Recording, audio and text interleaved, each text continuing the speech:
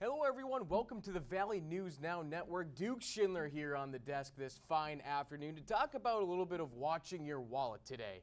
Because money worries can take a real toll, especially in these uncertain times. So we're going to send it over to consumer investigator Rachel DePompa, who shares expert advice on easing that financial anxiety and having better conversations about money. Sometimes people completely avoid seeking financial help because they are fraught with anxiety when it comes to talking about money.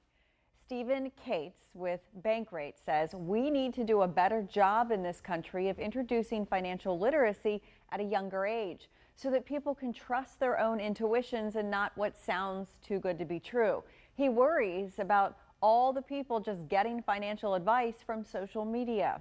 Whether you're trying to trade online or trying to learn about money, there are people on Twitter, there's people on, on Instagram that want to tell you about their special foreign exchange trading solution or cryptocurrency.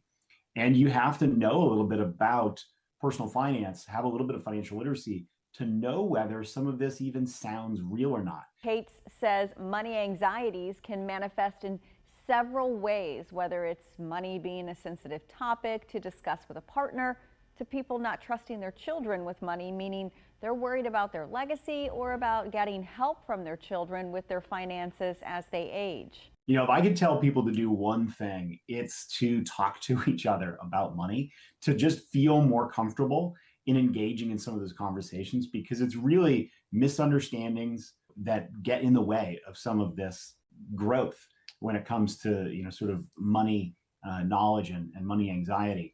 He says sometimes taking the focus off of you when talking about money and shifting the conversation to what are some of the lessons you and a partner have learned from your parents about money can really open up the doors to good financial conversations, lessening the anxiety.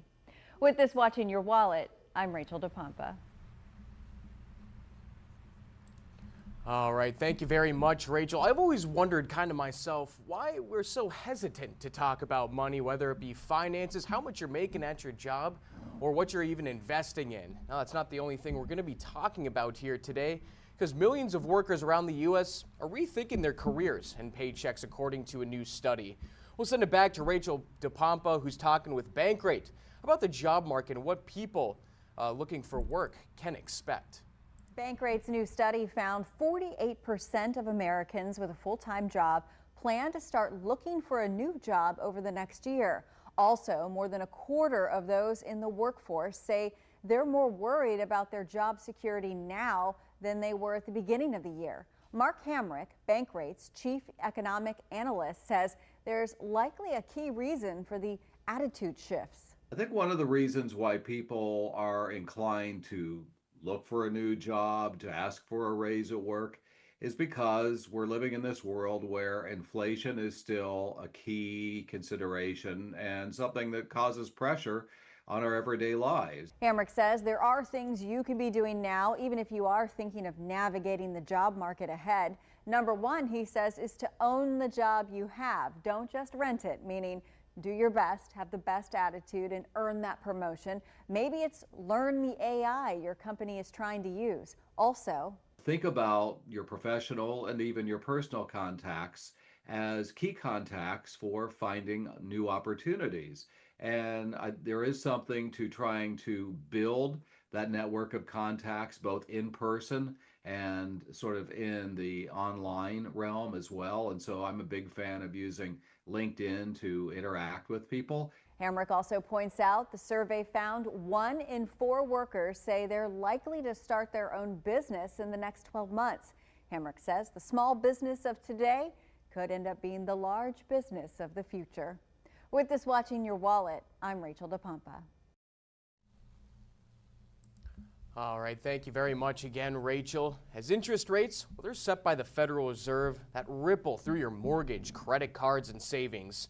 We'll send it over to Carice Jackman this time to talk to Bankrate and break down what the Fed's moves really mean for your wallet.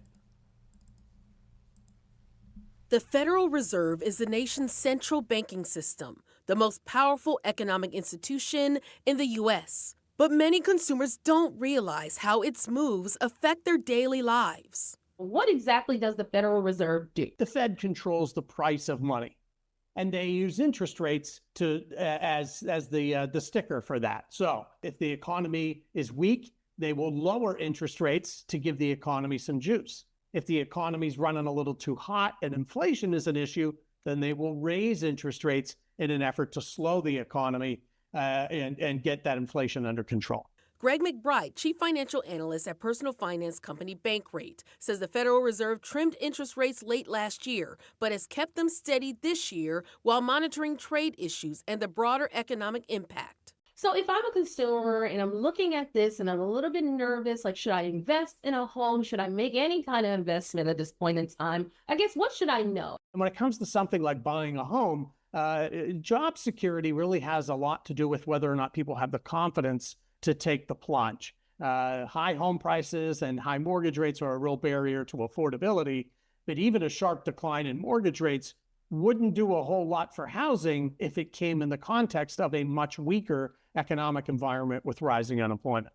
McBride says whether rates go up or down, the smart move for most consumers is to tackle high-cost debt like credit cards or home equity lines and boost savings so you're ready for whatever the Fed decides next. If you're in a situation where you pay down that high-cost debt and you boost your emergency savings, you're then better positioned to weather whatever the economy may throw our way. With this Watching Your Wallets, I'm Carice Jackman.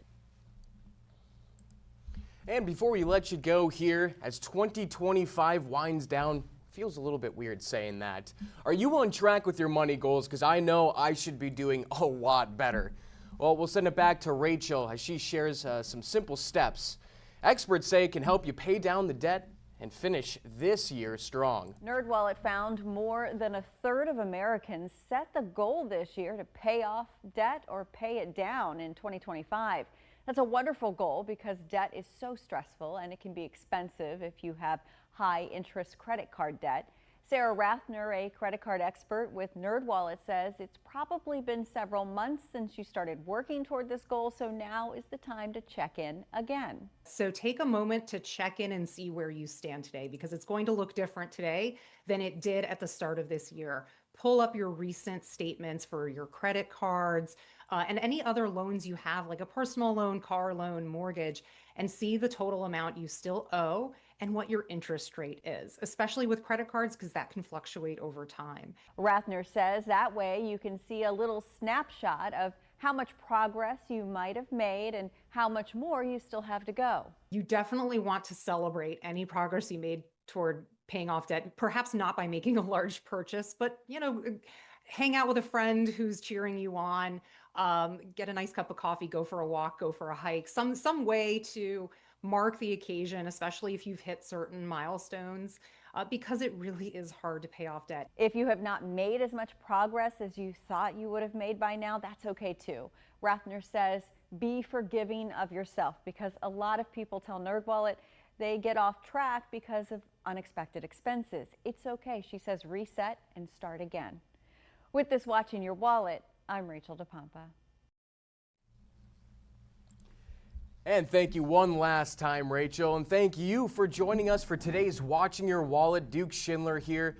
We want to let you know that you can download our VNN app on your smartphone or mobile device, or if you got a smart TV too, Roku, Apple TV, as well as Fire Stick, you can get the VNN app on that smart TV. Make sure you don't miss a little bit of Valley News Now. For Duke Schindler here on Valley News Now, we'll catch you later.